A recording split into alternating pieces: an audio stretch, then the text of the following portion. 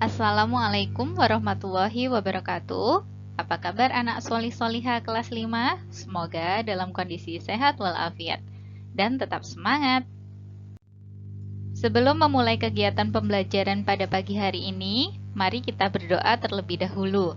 Dimulai dari doa pagi, doa akan belajar, mendoakan kedua orang tua. Doa pagi. Allahumma bika asbahna wa bika amsayna wa bika nahya wa bika namutu wa ilaikan nusyur. Doa sebelum belajar. Rabbi zidni ilma warzuqni fahma waj'alani minas sholihin. Mendoakan kedua orang tua. Allahumma gfirli wali walidayya warhamhuma kama rabbayani shaghira. Anak-anak, pada pagi hari ini kalian akan belajar bersama Bu Ainun tentang tema 1 subtema 2. Tetapi nanti tugas dikumpulkan kepada wali kelas masing-masing ya. Kali ini kita akan belajar tentang tema 1, subtema 2, pembelajaran 1, 2, dan 3. Dengan judul subtema adalah Manusia dan Lingkungan. Fokus muatan pelajaran yang akan kita pelajari adalah IPA, Bahasa Indonesia, dan PKN. Tujuan pembelajaran pada pagi hari ini adalah setelah mengamati gambar dan menyimak penjelasan pada PowerPoint ini, anak-anak diharapkan mampu memahami organ gerak dan manfaat kerja organ gerak pada manusia, mengolah informasi dari bacaan dan menemukan ide pokok setiap paragraf. Kemudian yang ketiga, memahami konsep tri-kerukunan umat beragama. Kita akan belajar tentang organ gerak manusia. Salah satu ciri makhluk hidup adalah bergerak. Gerak dapat diartikan berpindah tempat atau berubah posisi. Gerak pada manusia melibatkan alat gerak yang tersusun dalam sistem gerak. Seperti yang kalian pelajari sebelumnya tentang alat gerak hewan, organ gerak manusia juga terdiri dari alat gerak aktif dan pasif. Alat gerak aktif adalah otot dan yang pasif adalah tulang. Karena tulang tidak akan bergerak tanpa adanya kerja otot. Menjaga sistem gerak pada manusia dapat dilakukan dengan cara olahraga. Hal ini dilakukan agar otot menjadi kuat sehingga semakin mudah dalam bergerak. Coba anak-anak perhatikan pada ketiga gambar yang ada di layar kalian. Yang gambar pertama ada seorang bapak mengendarai sepeda motor, kemudian yang di gambar kedua ada seorang anak kecil sedang mengendarai sepeda, dan di gambar ketiga ada seorang bapak sedang jogging atau berlari kecil. Aktivitas yang pada gambar yang manakah yang memanfaatkan kerja organ gerak manusia? Kira-kira pada gambar yang mana ya anak-anak? Oke, sebenarnya ketiga gambar ini memanfaatkan kerja organ gerak manusia. Hanya saja yang paling efektif dilakukan adalah pada gambar yang kedua dan gambar yang ketiga. Jelaskan organ gerak yang bekerja pada ketiga aktivitas tersebut. Coba anak-anak perhatikan lagi ke gambar yang pertama. Nah, di gambar yang pertama ini yang bekerja adalah organ gerak pada jari-jari tangan ya. Karena meskipun mengendarai motornya merupakan sebuah alat, tetapi mengendarai sepeda motor itu untuk melakukan gas dan rem dilakukan oleh jari-jari tangan dan pergelangan tangan. Oke, untuk yang kedua, kira-kira apa ya anak-anak organ gerak yang bekerja pada gambar yang kedua ini? Iya, betul, pada kaki ya. Kaki mengayuh sepeda, otomatis kaki yang bergerak. Nah, kalau di gambar yang ketiga ini, manakah organ gerak yang bekerja? Iya, betul sekali. Tangan dan kaki manusia. Pada gambar ketiga, semua bagian organ gerak tubuh manusia bekerja pada aktivitas jogging atau lari. Nah, anak-anak, kita akan belajar tentang rangka manusia. Ingat, yang kita pelajari adalah alat gerak aktif dan pasif, tetapi kita akan belajar terlebih dahulu tentang alat gerak pasif, yaitu kerangka ya, atau tulang. Kita akan belajar tentang bagian tengkorak. Ini adalah bagian pertama dari kerangka tubuh manusia. Tulang tengkorak memiliki dua bagian, yaitu tengkorak bagian pelindung otak dan tengkorak bagian muka. Tulang rangka, kepala atau tengkorak berfungsi untuk melindungi organ penting yang ada pada kepala, antara lain otak. Coba kalian perhatikan pada gambar ini ya. Di sebelah atas ada tulang dahi. Kemudian di sini ada tulang hidung. Nah, meskipun terlihatnya di luar lembek ya, ternyata di sini ada tulang. Nah, yang di bawahnya tulang rahang atas. Kemudian kita ke bawah sini, ini ada tulang rahang bawah. Nah, ini anak-anak ada tulang ubun-ubun ya. Ini sangat penting untuk melindungi otak ya. Kemudian ada tulang kepala belakang. Ini juga berfungsi untuk melindungi otak ya. Kemudian ada tulang pelipis, tepatnya sebelah sini ya. Kemudian ada tulang baji. Kemudian ada tulang pipi. Nah, tengkorak bagian pelindung otak itu terdiri dari tulang dahi, kemudian dua tulang ubun-ubun, satu tulang kepala belakang, dua tulang baji, dua tulang tapis, dua tulang pelipis. Kemudian tengkorak bagian muka terdiri dari dua tulang rahang atas, dua tulang rahang bawah, dua tulang pipi, dua tulang langit-langit, dua tulang air mata, dua tulang hidung. Oke, semoga anak-anak dari gambar ini bisa memahami ya tentang bagian tengkorak. Kita lanjut ke bagian yang kedua. Yang kedua, kita akan belajar tentang rangka manusia bagian badan. Di sini ada tulang leher, kemudian ada tulang dada. Tulang dada ini terdiri atas tulang hulu, tulang badan, dan tulang taju pedang-pedangan.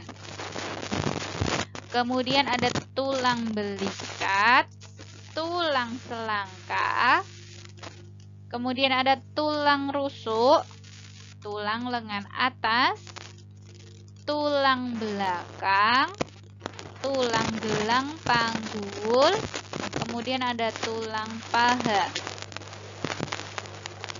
Nah, tetapi tulang paha ini masuk ke bagian ketiga, yaitu bagian anggota gerak ya. Tapi di sini tetap dituliskan, termasuk tulang lengan atas ini masuk ke bagian anggota gerak. Nah, jadi anak-anak cukup memperhatikan gambar utama kecuali tulang paha dan tulang lengan atas. Nah, kita akan memahami terlebih dahulu tulang rusuk ya. Tulang rusuk itu ada 12 pasang, terdiri dari 7 pasang tulang rusuk sejati, kemudian 3 pasang tulang rusuk palsu, kemudian 2 pasang tulang rusuk melayang. Oke, kemudian kita akan belajar tulang belakang. Total tulang belakang terdiri dari 33 ruas. Dengan rincian, tulang leher ada 7 ruas, kemudian tulang punggung ada 12 ruas, kemudian tulang pinggang ada 5 ruas, kemudian tulang kelangkang ada 5 ruas, dan yang terakhir tulang ekor ada 4 ruas. Nah, untuk yang tulang panggul ini terdiri dari 2 tulang duduk, kiri dan kanan. Ya, kemudian terdiri dari tulang usus kiri dan kanan dan tulang kemaluan kiri dan kanan. Oke, Bu Ainun rasa untuk bagian badan, kerangka manusia bagian badan ini sudah cukup jelas ya anak-anak. Ingat, tulang rusuk tadi terdiri dari 12 pasang, kemudian tulang belakang terdiri dari 33 ruas. Anak-anak juga bisa membaca lebih mendalam di buku kalian di halaman 41. Kita lanjut ke bagian yang ketiga, yaitu kerangka manusia bagian anggota gerak. Nah, otomatis yang bergerak apa anak-anak? Yaitu bagian tangan dan bagian kaki. Kita akan belajar di tulang bagian tangan ya. Di sini ada tulang lengan atas. Kalau menyebutkannya berarti atas itu ada kanan dan kiri ya. Berarti 2 tulang lengan atas. Kemudian 2 tulang lengan pengumpil, tangan kanan dan kiri ya.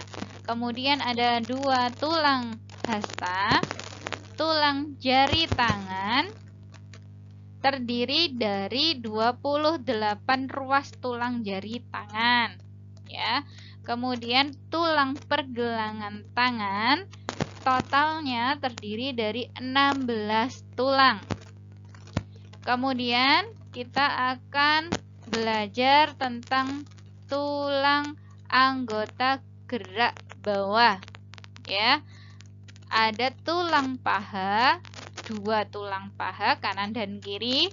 Kemudian tulang tempurung lutut juga ada 2. Kemudian ada 2 tulang kering.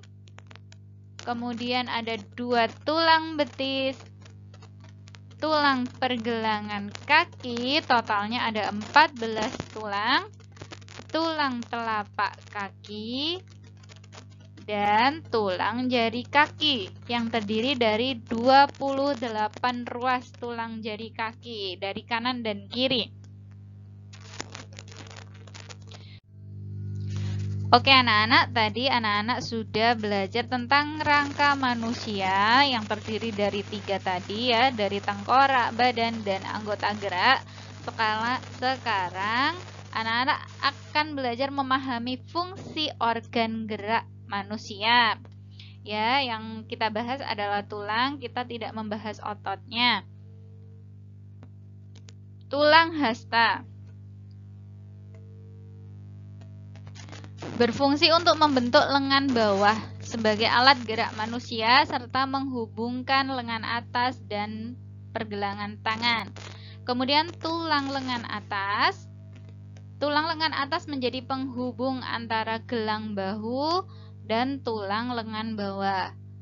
Kemudian tulang pengumpil berfungsi menyambungkan bagian siku dengan tangan di sisi ibu jari.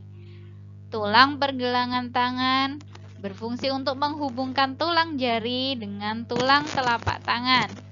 Kemudian tulang telapak tangan berfungsi sebagai pemberi bentuk tangan, juga menghubungkan tulang jari dan tulang pangkal tangan.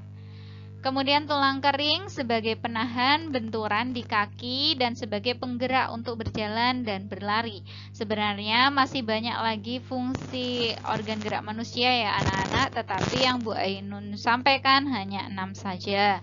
Oke, untuk selanjutnya kita akan belajar tentang ide pokok bacaan. manfaat bersepeda pada buku kalian di halaman 38. Kita mulai dari paragraf 1. Bersepeda merupakan sebuah kegiatan rekreasi sekaligus olahraga. Sepeda juga dapat digunakan sebagai alat transportasi. Banyak pekerja yang menggunakan sepeda sebagai alat transportasi untuk menuju ke tempat kerja. Selain para pekerja, sepeda juga banyak digunakan oleh anak sekolah. Selain karena menggunakan sepeda tidak membutuhkan biaya, bersepeda juga dapat dilakukan di jalan yang kurang bagus sekalipun. Bersepeda bagi anak sekolah juga dapat mengurangi bahaya kecelakaan dalam berkendara. Kegiatan bersepeda memiliki banyak manfaat. Selain menyenangkan, kegiatan bersepeda juga menyehatkan tubuh. Nah, anak-anak, kira-kira pada paragraf ini kalimat utamanya terletak di mana ya? Di atas? Di bawah? Oke, pada paragraf ini kalimat utama terletak pada seluruh bagian kalimatnya. Ya, jadi ini adalah paragraf deduktif induktif ya. Dan kita bisa simpulkan bahwa ide pokoknya adalah manfaat bersepeda. Ya. Oke, untuk selanjutnya kita ke paragraf 2. Bersepeda termasuk olahraga untuk menjaga kesehatan jantung. Dikategorikan demikian karena dengan bersepeda, kinerja jantung, paru-paru, dan sistem sirkulasi akan meningkat. Selain itu, bersepeda secara teratur juga mampu menurunkan tingkat kolesterol jahat dalam darah, menguatkan otot jantung, dan menurunkan tekanan darah, menurunkan tingkat kolesterol jahat, dan meminimalisasi risiko penyempitan pembuluh darah.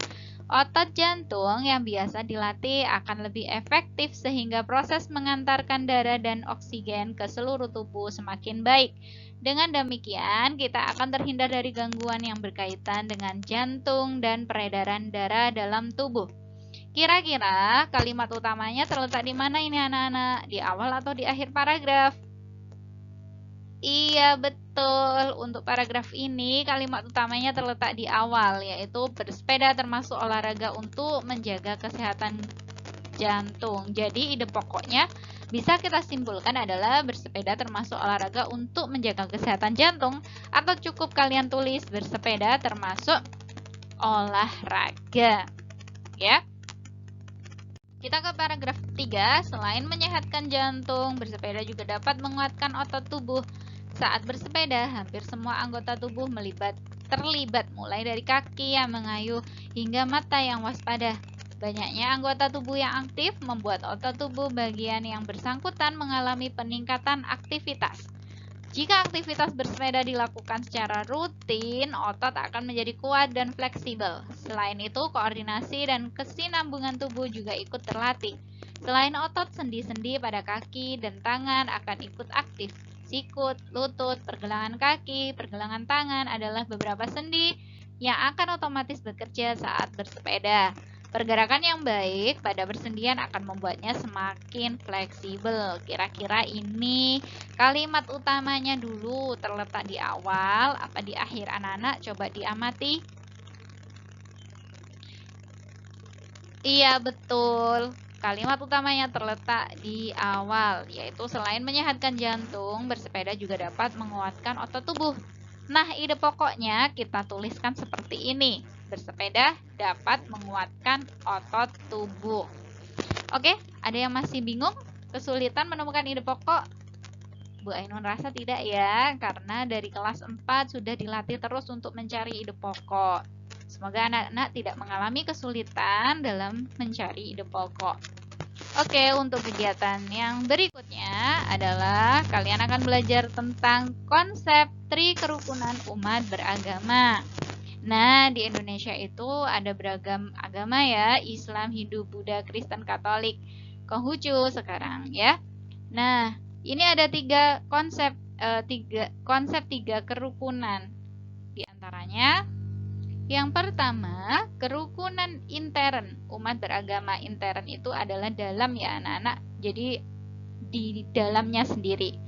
Kemudian ada yang kedua, kerukunan antar umat beragama, jadi antar sesama yang berbeda agama. Kemudian yang ketiga, kerukunan antar umat beragama dan pemerintah. Kita akan bahas dulu yang pertama, kerukunan intern umat beragama. Perbedaan pandangan dalam satu agama dapat memicu terjadinya konflik. Maka sebaiknya meskipun sama agamanya, kita kurangi konflik itu. Oke, untuk yang kedua, kehidupan yang rukun antar masyarakat meskipun berbeda agama dan keyakinan. Selalu menghormati agama masing-masing, tidak saling memaksakan agama kepada orang lain. Kemudian yang ketiga yaitu tentang tiap-tiap umat beragama wajib bekerja sama dengan pemerintah dalam menjaga kehidupan bermasyarakat, berbangsa, dan bernegara. Hal ini juga perlu dilakukan oleh tokoh agama. Alhamdulillah anak-anak, materi kita sudah selesai. Untuk selanjutnya, silahkan anak-anak mengerjakan tugas tema 1, subtema 2. Ya, yaitu kalian diminta untuk menggambar organ gerak manusia seperti pada gambar yang ada di samping ini. Ya, ini adalah rangkuman dari 3 bagian tadi anak-anak, dari bagian tengkorak, bagian anggota badan, kemudian bagian anggota gerak. Nah, kemudian, jika selesai menggambar, tuliskan 5 fungsi tulang yang ada pada gambar. Kalian boleh memilih yang kalian ketahui yang mana. Cukup 5 saja. Kemudian tugas ini maksimal dikerjakan sampai hari Jumat, tanggal 6 Agustus 2021. Oke, meskipun demikian, lebih cepat lebih baik ya. Kata-kata motivasi pada pagi hari ini, makin awal kamu memulai pekerjaan, makin awal pula kamu akan melihat hasilnya. Jadi, anak-anak, jika kalian punya tugas hari ini, maka lakukanlah pada hari ini juga. Kalian akan langsung melihat hasilnya. Oke. Alhamdulillah anak-anak, kita sudah selesai pada kegiatan belajar pagi hari ini. Sebelum kita akhiri, mari kita berdoa. Doa sesudah belajar atau yang kalian kenal dengan doa mohon petunjuk ya.